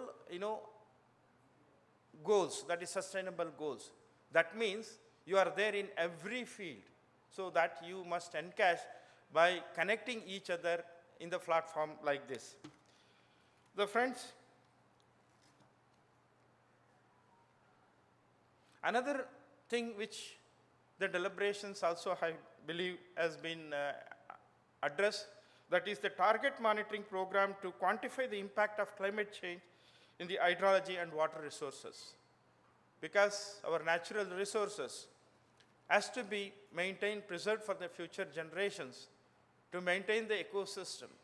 So that way, there will be some deliberations and outcome. Then again, the policies for coordinated individuals and the institutional efforts in the agriculture than operating in the isolations. As I mentioned, today, we have to work with the medical field, engineering field. To quote one example, we are consuming the food. We don't know how much the availability of individual proteins or the minerals to our body. For instance, we are talking about the proteins. Yes, if you take the pulses, there will be an improvement in our availability of the proteins, though it is more in the proteins, but it is not true. What exactly the bioavailability of each nutrients to our body, that is more important. In these directions, we have to work with the medical field. Again, we have to work with the engineers, because today we are working on the all AOTs, ICT tools, and internet of this one. So many things, machine learnings. So that means we need to join these hands for their application in the field of the agriculture. So we have talked about, in fact, our RP Singh was mentioned about the green revolutions and food sufficiency, self-sufficiency. Now we are in the positions of export. Yes. As our, the allies have mentioned, still there is a hunger, there is a malnutrition. Then what is our challenge? So our challenge is to address the nutritional security also equally. Not only to address only the food security, and also our focus, major challenge is on the nutritional security. Friends, if you go to the Western countries, when you look at their packet, that is food packets, everything, what is its content, what is the nutrients availability in each product is been mentioned. That is the stage we have to reach, we have to consume. It is not just bulky things which you have to eat. You have to eat the nutritional so that we can address the malnutrition, this one. Actually, I read in this, one of the recent the goal number 2, sustainable development goal number 2, where they have mentioned the data, every 10%, 1% is not getting the sufficient food. This is the one thing. Every 3%, 1% is not just getting the food. So this is the kind of thing. That means there are a lot of things.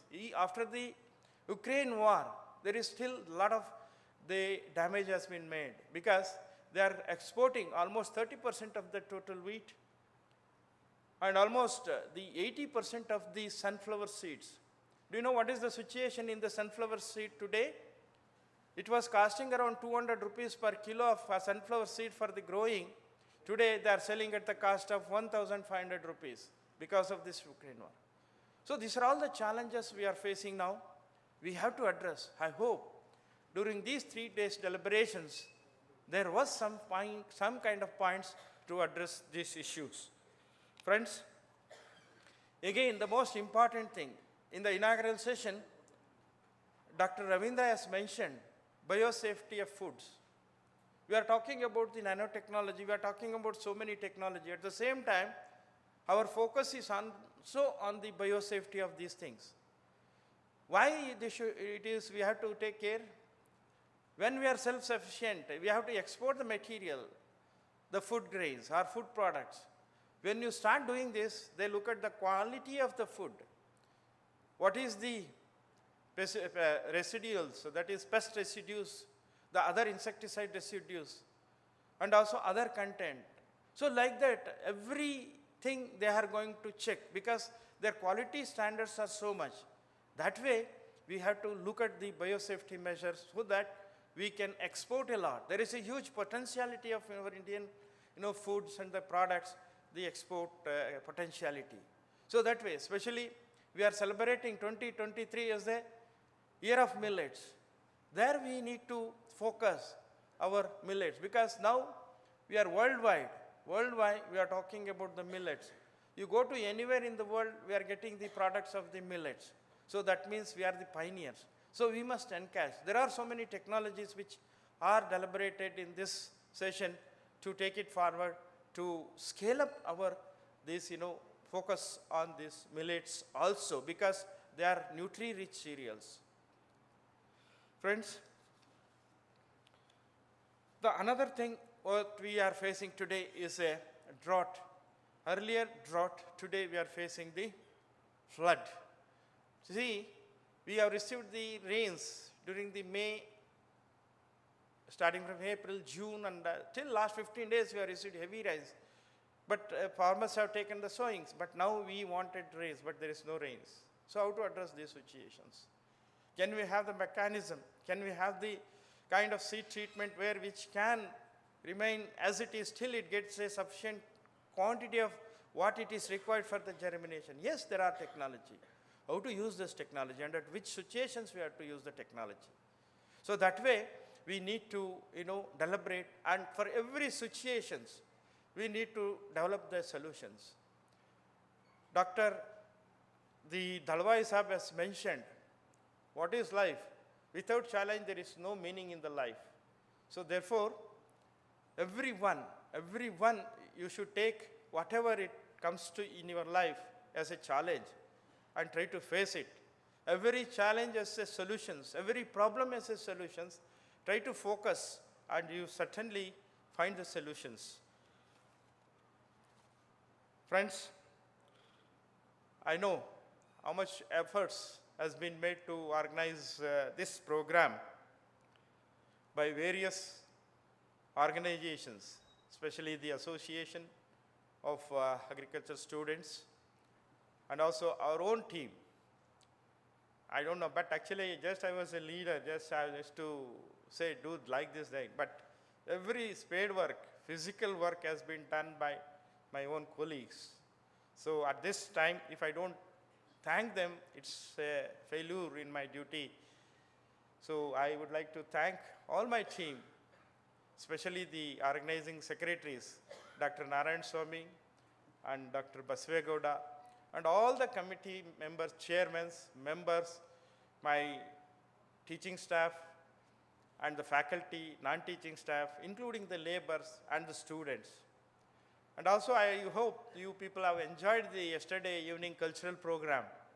Though it was lengthy, but I hope you have enjoyed it. That is the kind of energy, involvement, and enthusiasm they have in their mind. So whenever we say you have to do this, they wholeheartedly, they come from the different campus and they do their job. I hope you enjoyed. I must thank every one of the people who are involved in the cultural program, all the programs. I hope you enjoyed the food, I believe. So because, why I presume that the good was food, nobody came with, sir, I am having stomach pain, so body pain, vomiting. So that means You had a very good food, very, you know, what do you call, the blunt food without any spicy and other things. So thanks to my food department for giving you all the very good food.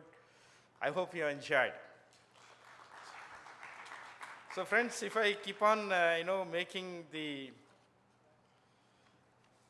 list, so there are a lot of things to say. So finally, I would like to, one more last point to emphasize.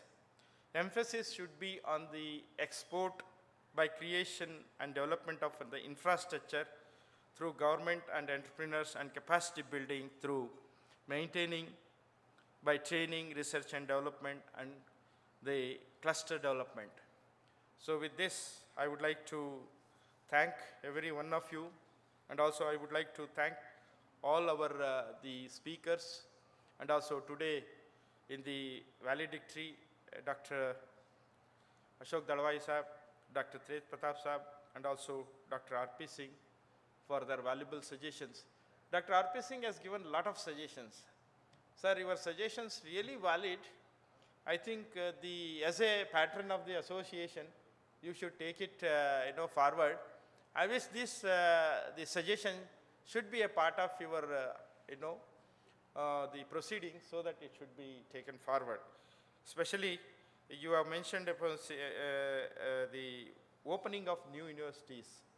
Sir, I am little bit differ in this. Opening of new universities may not serve the purpose. What I wanted to say, the existing university in most of the states, the infrastructures are there, but human resources are less.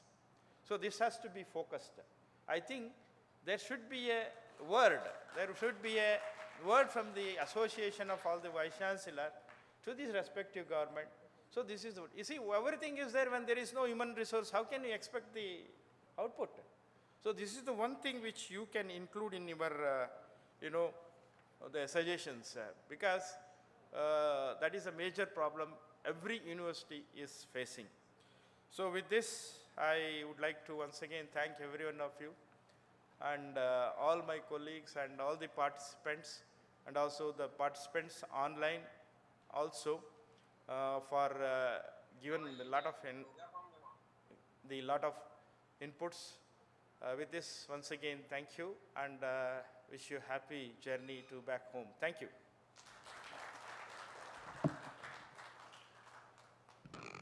Many thanks to our ever charming Vice Chancellor, sir. Now there is.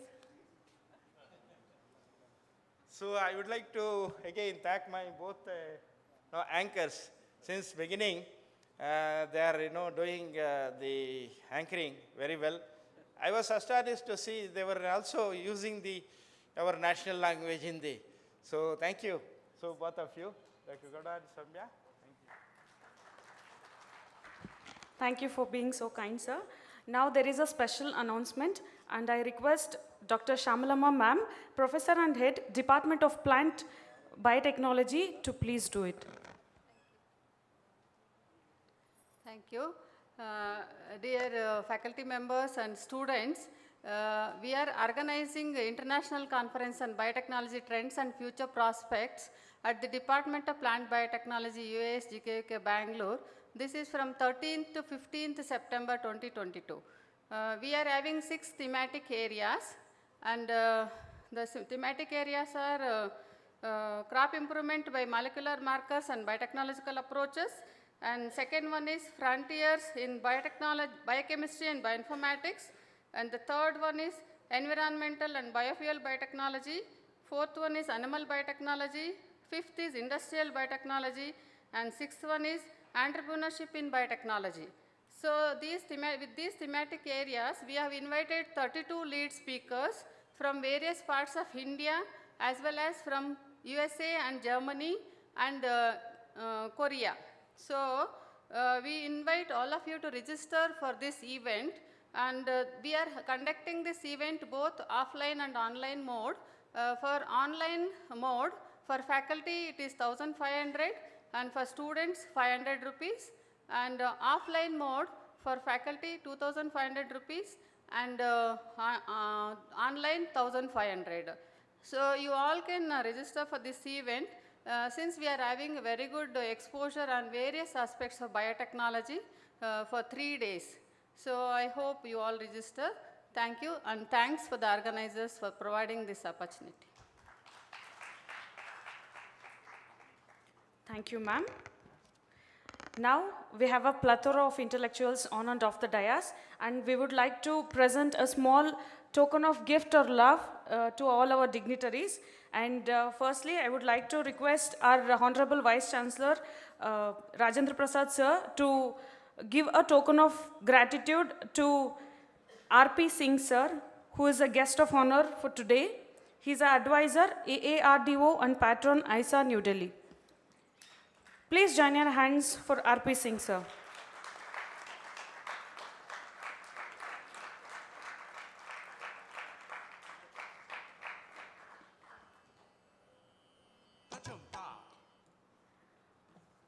I would now request Ashish and Saurabh sir to please give away the token of love to our beloved Vice Chancellor sir, that is Dr. S. Rajendra Prasad.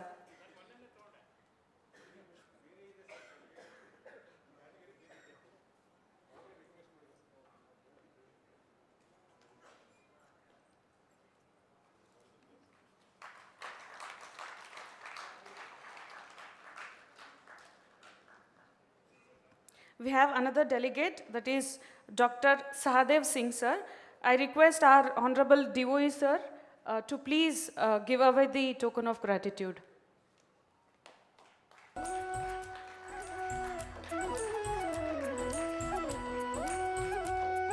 As our Vice Chancellor was rightly mentioning about the food, we have an excellent food that too fulfilling all our stomachs. Big thanks to the catering department and the food department. There is a saying, Annadato Sukhi Bhava. We all wish him all the wealth and good health. Thank you so much, sir. And I request all the dignitaries on the dais to please thank our catering, that is Jai Shankar, Managing Director, SM Fast Food and Catering. Please come on the dais, sir, and receive our gratitude. Big round of applause, guys.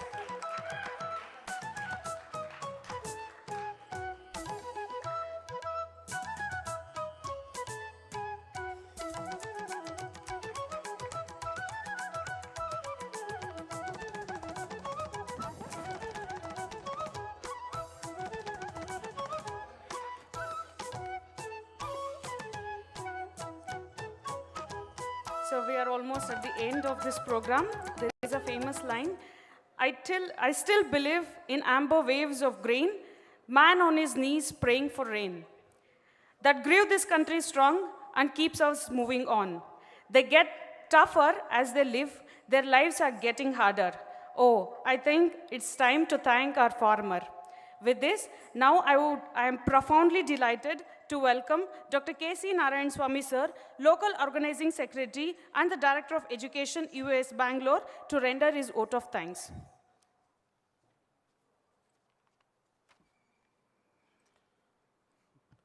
Good evening to all of you, distinguished guests, delegates, scientists, participants, students, ladies and gentlemen. We are at the terminal phase of this international conference. It's my great honor and privilege to propose vote of thanks at this juncture to all the people who were involved in successful conduct of this event for the last 3 years. Our sincere thanks to Dr. Ashok Dalbai sir, CEO, National Rainfed Authority of India, who was with us. Despite his nationwide assignments, we have value your interest and kind support for this participation as a keynote speaker in the theme Global and Regional Policy Transformation, and also gracing the valedictory function and addressing the young students in the occasion. I extend my sincere, heartfelt thanks to you, sir. We extend profuse thanks to our beloved chief guest of the day, Dr. Tej Pratap Singh, sir, former Vice Chancellor, GB Pant Agriculture University and Technology, Pantnagar, for having graced the valedictory program and inspired the young minds through online mode. Thank you very much, sir. I take this opportunity to thank Dr. R.P. Singh, advisor AARDO and patron of ISA, for all his constant support in conducting this mega event, and your involvement with us is ever appreciable, sir. It is my duty to remember the man behind this mega event, who is none other than our Honorable Vice Chancellor Dr. S. Rajendra Prasad, sir, also the chairman of organizing committee.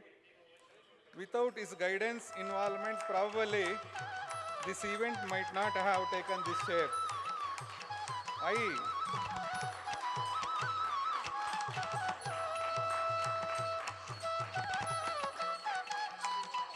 I, on behalf of the organizing committee and also on my behalf of, I extend heartfelt thanks and gratitude to you, sir. Thank you very much. We are highly obliged to express our sincere thanks to Dr. Trilochana Mahapatra Saab, former DG and Secretary DARE, Dr. Imamsu Pathak Saab, present Secretary DARE and Director General ICR, Dr. R.C. Agarwal, Deputy Director General Agricultural Education, Dr. A.K. Singh, Deputy Director General Agricultural Extension, for your constant help in conducting this program. I fail in performing my duty if I do not thank our organizing partners, that is All India Agriculture Students Association, Indian Council of Agriculture Research, New Delhi, for their help and support in successful conduct of this event, particularly from ISA side, Dr. Sahadev Singh, Chief Policy Advisor, Dr. Ashish Kandewala, National Organizing Secretary, Mr. Vivek Saurabh, National President ISA, and our own student, Mr. Marti Prasad, our PhD student Marti Prasad, and General Secretary, National General Secretary ISA, for their constant help in organizing this international event in a big manner. Our special thanks to my colleague, Dr. Baswe Gowda, and Registrar of AIS Bangalore, and he is also a local organizing secretary, because he was part of every aspect of this event. Our special thanks to the eminent guest speakers, lead speakers, chairpersons and co-chairpersons, panelists, and also the special guests of various sessions who have enlightened the scientific community with their invaluable research outputs. I am very happy to express my sincere thanks to all the officers of the university, heads of the departments, heads of the research schemes, teaching and non-teaching staff members of the university, for their enormous cooperation and coordination in organizing this event. Our special thanks to the HATAS, Association of Teachers Association of University of Agricultural Sciences, Bangalore, and also Non-Teaching Association of the University of Agriculture and Sciences, for their generous contribution towards the association. We express our gratitude to sponsors. In fact, we are really grateful to the sponsors who have generously contributed for successful conduct of this event. Around 1,000 delegates consisting of faculty members, scientists, students, and others from across the country and also from other countries have participated both physically as well as virtually, and they have made it the program very grand success. We are equally indebted to all the participants. On behalf of the university, we extend our heartfelt thanks. Our special thanks to the both print and electronic media who have covered our proceedings very widely in both print and electronic media, especially during the inaugural session, and also they have participated in this the closing session. As our Honorable Vice Chancellor pointed out, so our sincere thanks to our young, the friends, that is Miss Sindhu B. Gowda and also Soumya, for their wonderful Master of Ceremony during both. Yes, sir. during their, both during inaugural as well as the, the valedictory session. So it is my sincere thanks to all my student friends who have coordinated, who have served as a volunteers in different committees, and also the students from other campuses and students of this campus for having performed wonderfully during the, opening day, and also they have performed, extraordinarily yesterday. So we are really grateful to our student friends. And we are also helpful to the two editors in chief. So Dr. Amitav Rakshit, the chief editor of International Journal of Agriculture, Environment and Biotechnology, Dr. G.P. Singh, director IIWBR, Karnal, is the editor of Journal of Cereal Research, for having brought out special issues covering the full papers of the delegates. We must be thankful to all these, the editors and also the supporting staff. So I once again thank all the, staff, students, and also the karmikaru, that is laborers of this university, for extending their, great cooperation. Thank you one and all. Jai Hind, Jai Jawan, Jai Kisan. Thank you.